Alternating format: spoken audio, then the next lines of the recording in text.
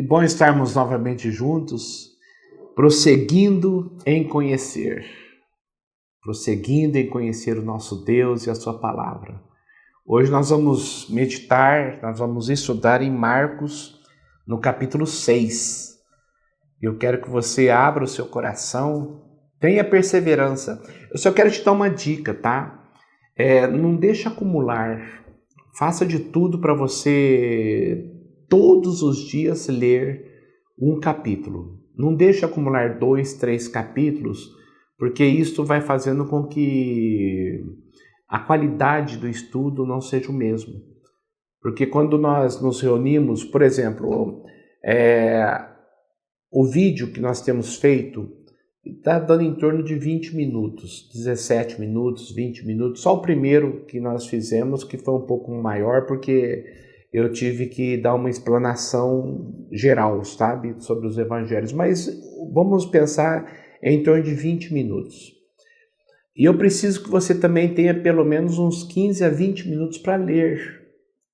Então, se nós vamos colocar aqui 40 minutos, tá bom?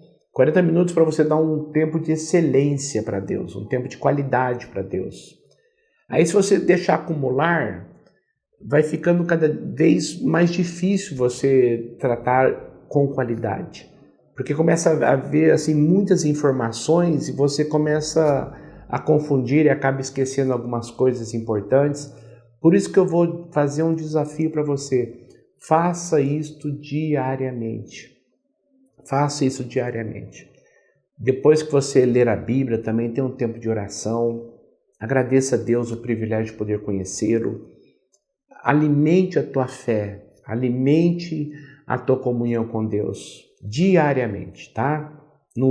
Procura não pular dias e não deixa acumular. Fica a dica. Vamos lá. Marcos capítulo 6. Nós vamos ver aqui Jesus, quando ele foi para Nazaré, quando ele viveu em Nazaré. E ele já praticamente instalando o seu ministério, as pessoas o conheciam, as pessoas ficavam em torno dele, a multidão em cima dele. Ele ia para Jerusalém, ele ia para outras áreas ali da Galileia, a multidão ia atrás de Jesus. Aí ele chega lá em Nazaré, e olha só que coisa interessante, quando ele chegou lá na sua cidade natal, as pessoas disseram: de onde vêm essas coisas? Aqueles que o conheciam, tá? Conheciam ali na infância, na adolescência, porque ele viveu lá. Que sabedoria é essa que lhe foi dada? E estes milagres que ele faz? Não é este, olha só o versículo 3, não é este o carpinteiro, filho de Maria, irmão de Tiago, José e Judas? Não estão aqui conosco as suas irmãs? E ficaram escandalizados por causa dele. Olha que coisa interessante. Jesus, ele diz aqui, olha, não tem profeta com honra senão na sua própria terra. Ou seja, aqui eu não sou honrado. E é mais ou menos isso que acontece, né? As pessoas às vezes dão valor em pessoas de fora e não valorizam as pessoas da própria família. Eu vejo muito isto. Igreja, você tem uma igreja muito abençoada, mas começa a valorizar outras igrejas, pastores, quer valorizar outros pastores. E aí aconteceu com o próprio Jesus, imagina. Ele chegar na sua terra e não ser aceito pelos seus. E eles falam uma coisa interessante aqui, tá? Para denotar novamente. Aqui não somente fala que ele tinha irmãos, mas aqui diz os nomes dos irmãos. Não é este o carpinteiro, quer dizer, Jesus, ele era carpinteiro, ele ajudava José, tá? Na carpintaria, filho de Maria, e ele era irmão de Tiago, José, Judas e Simão. E também não estão aqui conosco as suas irmãs. Jesus tinha uma família grande. José e Maria tinham uma vida conjugal normal, ao ponto deles terem filhos e filhas, e Jesus ser mais um filho, com exceção de que Jesus veio pela intervenção do Espírito Santo de Deus, tá? E ele nasceu não de uma relação sexual convencional, mas Maria e José tinham filhas e filhos. E Jesus, ele falou uma coisa interessante. Ele não pôde fazer ali nenhum milagre, exceto impor as mãos sobre alguns doentes e curá-los. E ficou admirado com a incredulidade deles. Queridos, quando há incredulidade, não há manifestação do poder de Deus. E Jesus não fez ali nenhum milagre praticamente. E aqui, novamente, a questão das emoções de Cristo, né? Jesus ficou admirado com a incredulidade deles. Aí Jesus envia os 12 para pregar o Evangelho. E aqui no versículo 13, fala o que eles faziam. Olha só que interessante. Expulsavam muitos demônios e ungiam muitos doentes com óleo e os curavam. É interessante que a ação do óleo, como símbolo do derramar do Espírito Santo de cura, era uma prática muito comum no Antigo Testamento e também no Novo Testamento, com os sacerdotes, os profetas, e no Novo Testamento aqui com os apóstolos, os líderes, depois os presbíteros, conforme diz lá em Tiago. Ou seja, quem unge são pessoas embutidas de autoridade, tá? Então isso é muito importante. Não é para qualquer pessoa ficar pegando óleo e ungindo. São pessoas embutidas de autoridade. Então os apóstolos ungiam e a partir da oração da fé eles curavam muitos enfermos. O que cura não é o óleo, o que cura é a oração da fé. O que cura é o poder de Deus. João Batista é morto. Eu quero colocar uma coisa para você. Muito importante, muito importante. João Batista, Jesus Cristo, a pregação deles era sempre combatendo o pecado. Sempre. Arrependei-vos, porque é chegado o reino de Deus. Arrependam-se e voltem para Deus.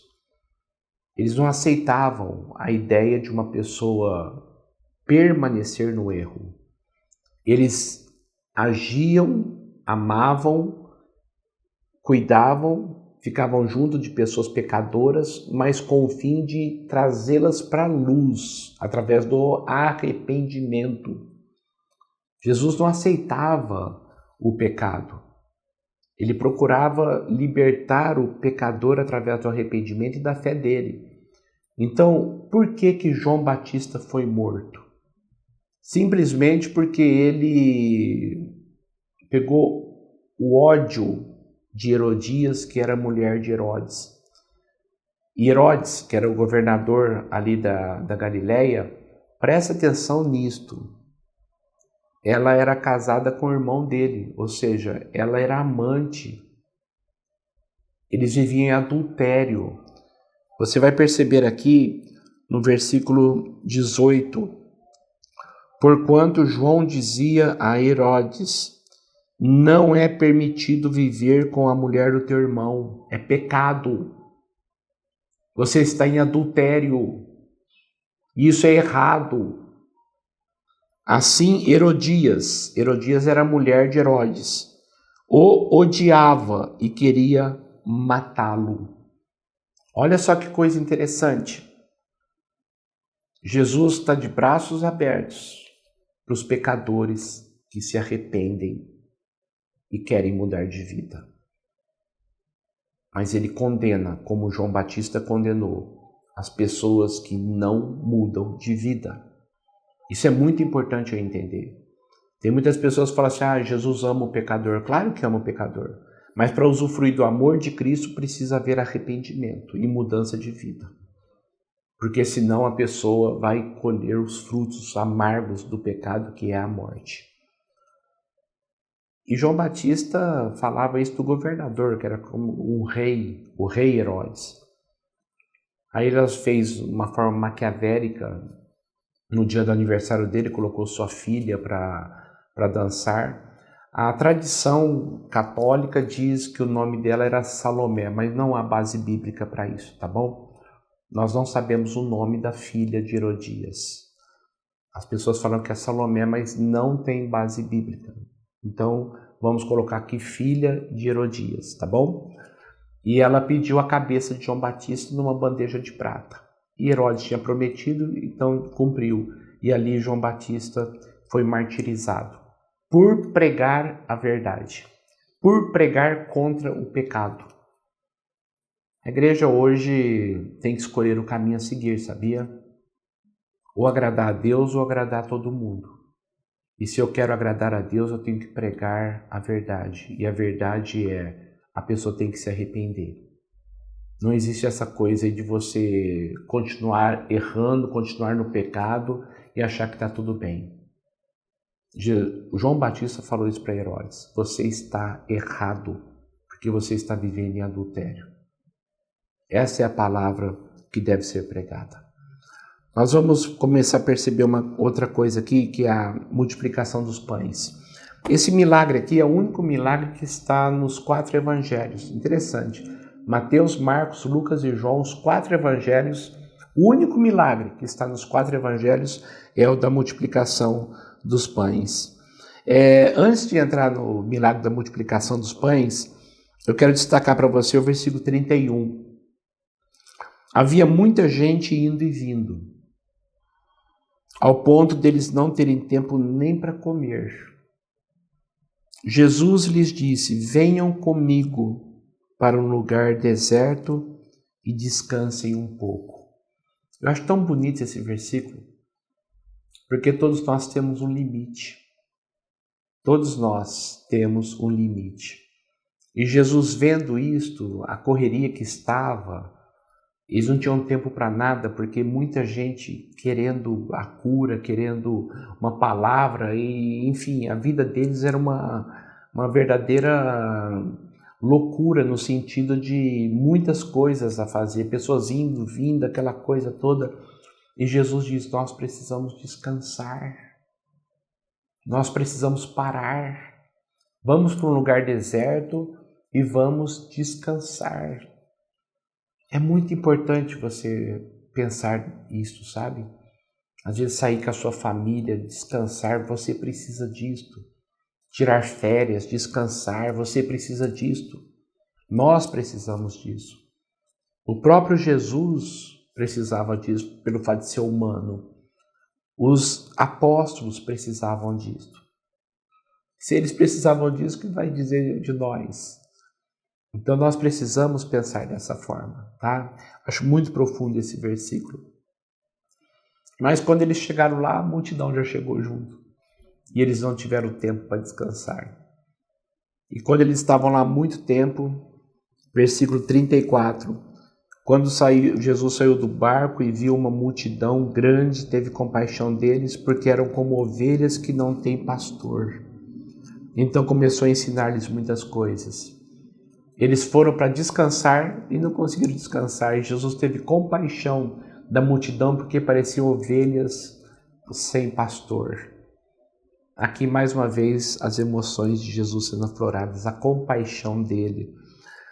E depois ele testou os discípulos dizendo: dê-lhes algo para comer. Mas só de homens ali tinham 5.000. Imagina, mulheres e crianças, só veio 12.000 pessoas, 15.000 pessoas, imagina. Deles o que comer. E aí os apóstolos disseram o seguinte: isso exigiriam 200 denários. Devemos gastar tanto dinheiro em pão para dar-lhes de comer apenas um pedaço de pão? 1 denário era o salário de um dia de trabalho. Um trabalhador que ganhava um salário mínimo. Se nós pegarmos hoje o salário mínimo a R$ 1.500 e dividirmos por 30, nós vamos ter 1 denário. E se nós pensarmos em 200 denários, seriam, presta atenção, praticamente 7 meses de trabalho para quem ganha um salário mínimo. Hoje, no dinheiro de hoje, arredondando aqui, cerca de 10 mil reais. Então os discípulos falaram o seguinte: Senhor, nós vamos precisar de 10 mil reais, 200 denários, para nós comprarmos um pedaço de pão para cada um. E Jesus aí então pergunta: o que vocês têm? Verifiquem. Aí viram que eram 5 pães e 2 peixes, e Jesus multiplica. Mas tem uma coisa aqui que eu quero que você preste atenção, que é importante. Tomando os 5 pães e os 2 peixes, e olhando para o céu, deu graças e partiu os pães. Uma coisa que você vai perceber, toda vez que Jesus fazia uma refeição, ele agradecia antes. Depois ele multiplica pela segunda vez os pães e ele diz: deu graças. Lá na ceia, na Páscoa, partiu o pão, tendo dado graças. Na última ceia, agradeça antes de comer. Agradeça. Paulo fala lá em Timóteo que pela oração o alimento é santificado. Coma. Antes de você comer, agradeça. É Deus que te dá. E muitas vezes nós nem sabemos de onde vem o alimento, principalmente quando você come fora. Agradeça para ser santificado. Agradeça para você dizer para Deus: eu agradeço porque eu tenho saúde para comer. Eu agradeço porque eu não estou no hospital. Eu agradeço porque o Senhor me deu a provisão para ter o que comer. Tenha o hábito de agradecer. Senta na mesa com a sua família e agradeça. E uma oração rápida: Senhor, muito obrigado por esse alimento. Em nome de Jesus, amém. Pronto. Não é fazer reunião de oração e orar por muitas coisas, é orar pelo alimento. Agradeça. Senhor, muito obrigado porque não tem faltado nada em nossas casas. Em nome de Jesus, amém. Agradeça. Aprenda a agradecer. Isso aí você vai desenvolver uma coisa chamada gratidão na sua vida. Dependência do Pai. É Ele que me deu, por isso que eu vou agradecer. E depois os discípulos levantaram 12 cestos. Cada discípulo levantou um cesto para Jesus mostrar. Está aí a provisão. Tem outro milagre também muito interessante aqui, que é quando ele anda sobre as águas. Ele diz para os discípulos: passem para o outro lado. É sempre ali no Mar da Galileia, tá? Apesar de falar mar, era água doce. Ali nascia o Rio Jordão, lá no norte de Israel. Ou o Lago de Tiberíades, ou o Lago da Galileia. Jesus falou para eles: peguem o barco e passa para o outro lado. Jesus fez o quê? 46. Tendo-a despedido, despediu a multidão, subiu ao monte para orar. Ele tinha tempo para Deus. Ele tinha tempo para orar. Ele tinha tempo. Tempo é a gente que faz. Sabe para onde vai o teu tempo? Para as coisas que você prioriza e julga importantes. E muitas vezes o celular está sendo mais importante do que o tempo com Deus. Muitas vezes ficar vendo vídeos no celular acaba sendo mais importante do que você ter um tempo com a palavra e um tempo para orar. Jesus achava tempo. Seja o Senhor do tempo, tá? Seja você o dono do seu tempo. Depois ele andou sobre as águas e os discípulos vendo, ficaram com medo, pensando que fosse um fantasma. E Jesus falou o seguinte para eles, no versículo 50. Coragem, sou eu, não tenham medo. E o versículo 52 aqui denota muito eu e você. Olha só o 52. Pois não tinham entendido o milagre dos pães, o coração deles estava endurecido. O coração deles estava endurecido. apesar deles virem tantos sinais, o coração endurecido. Vigia o teu coração. Peça quebrantamento para Deus. Tenha fé. E que todos os milagres que Deus faz no dia a dia cheguem até você. Quer ver um milagre que Deus vai fazer hoje na sua vida? Ou já fez?